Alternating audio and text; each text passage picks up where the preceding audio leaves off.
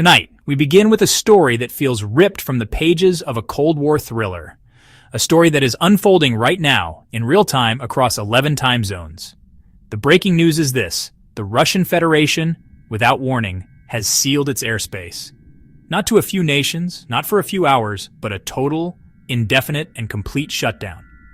It's a move so drastic, so absolute, that it has sent shockwaves through every capital, every airline, every intelligence agency on the planet.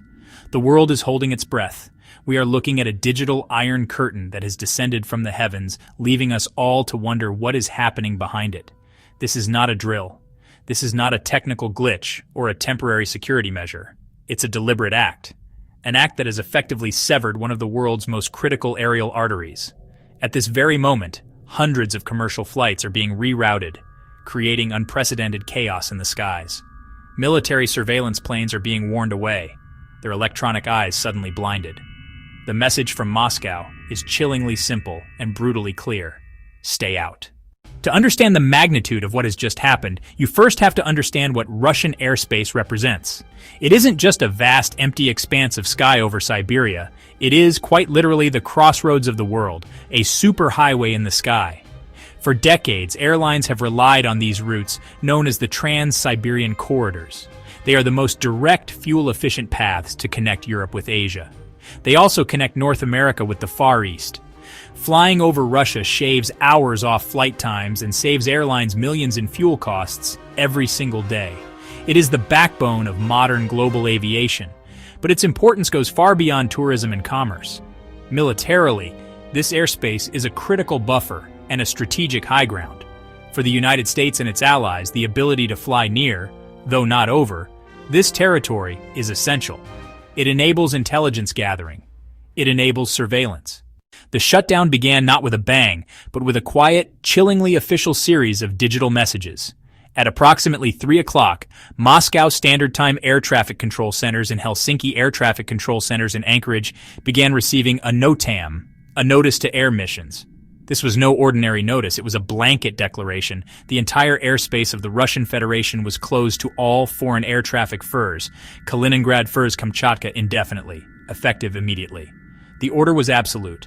Pilots already en route faced an impossible choice: turn back or divert immediately. We have obtained audio recordings of the exchanges between pilots and air traffic controllers, and the confusion is palpable. "Confirm, you are saying the entire Russian sector is closed?" one pilot for a major European airline asked, his voice laced with disbelief. The immediate effect of the airspace closure was chaos, but the secondary effect is the sudden creation of a massive intelligence black hole.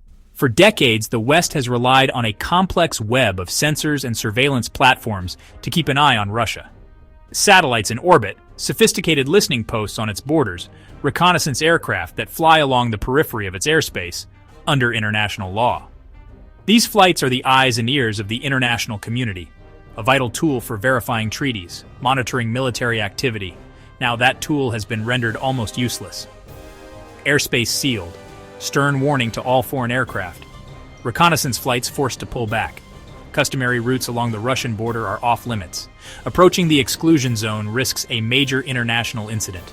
Russia has drawn a curtain around itself, an enormous blind spot for Western intelligence.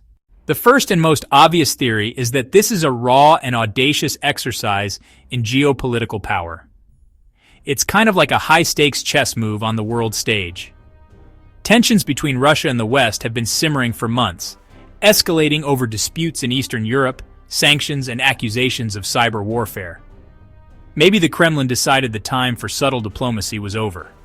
By shutting down its airspace, Moscow is flexing a unique and powerful muscle, demonstrating its ability to cause massive disruption to the global system at will.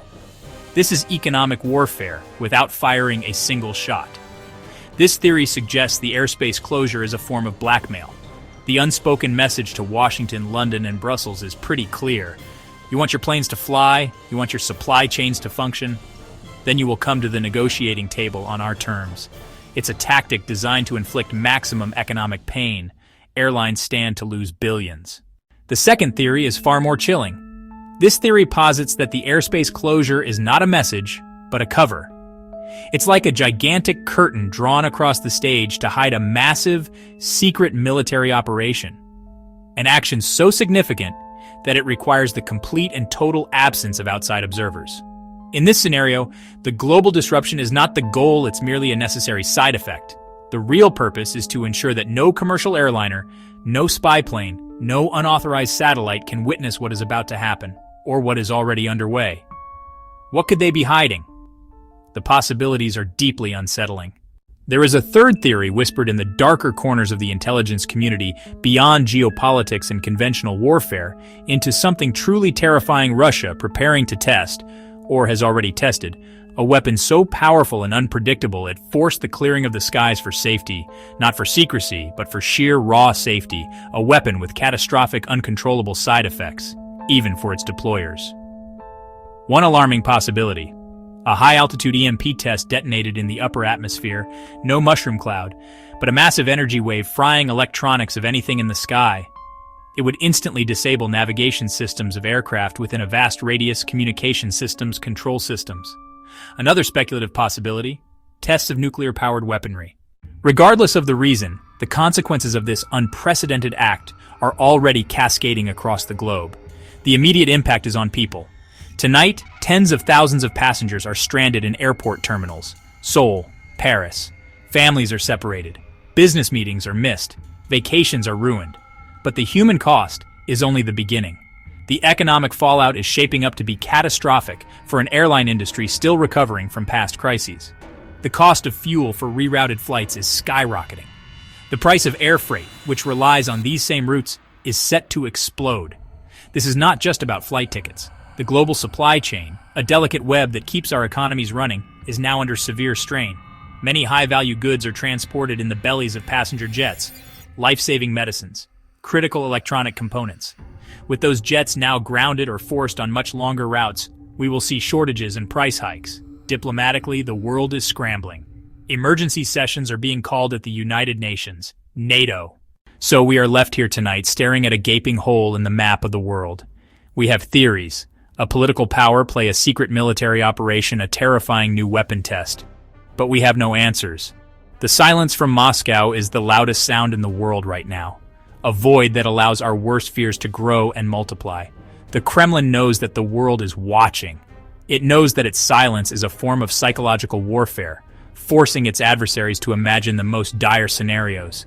And we are. This event has exposed a terrifying vulnerability at the heart of our modern, interconnected world.